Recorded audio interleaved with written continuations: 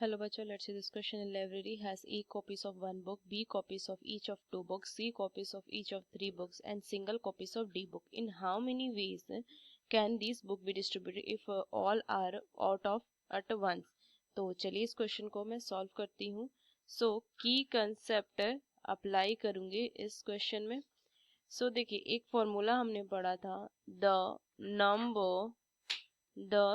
number of ways of arranging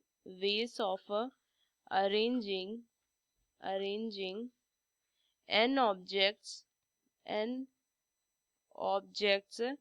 of which p of one type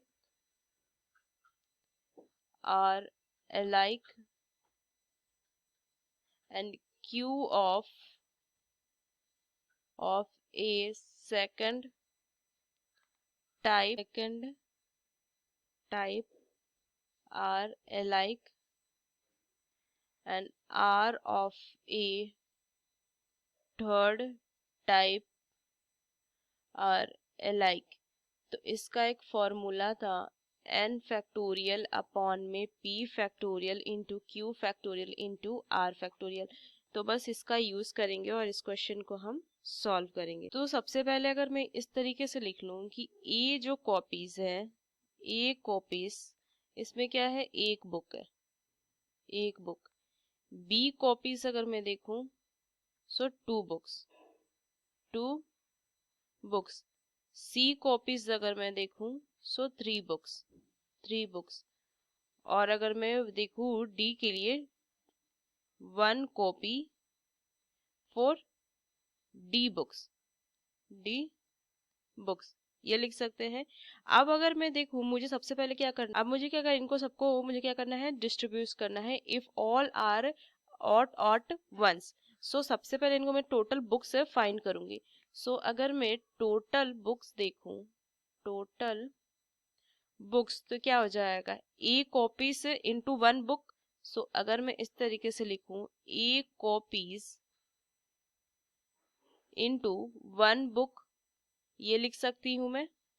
plus B copies into two book, ये मैं लिख सकती हूँ. Plus में सी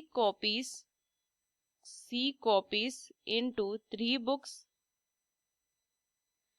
प्लस में one copy into D book, ये मैं लिख सकती हूँ. सो अगर मैं इनको सबको देखूं ऐड करके तो क्या हो जाएगा, a plus two into B plus three into C plus D into one. So a plus two B plus में थ्री सी प्लस में डी. तो ये टोटल नंबर ऑफ बुक हो गए. अब इनको अगर मुझे क्या करना है, डिस्ट्रीब्यूट करना है, तो क्या हो जाएगा, इसको मैं number of ways of distributing अगर मैं देखूं, number of ways of distributing,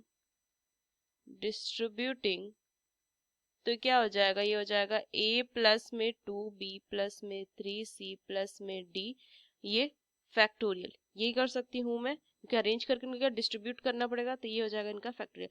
अब अगर मैं देखूँ तो ये मैंने लिखा की कंसेप्ट में, क्योंकि इसमें क्या दिया हुआ है कि एक जो बुक है, ए कॉपीज है, टू बुक्स जो है बी कॉपीज के है, तो क्या सिमिलर है, तो इसके लिए मुझे क्या करना पड़ेगा, सेम से क्या होगा, उसको डिवाइड करना पड़ेगा.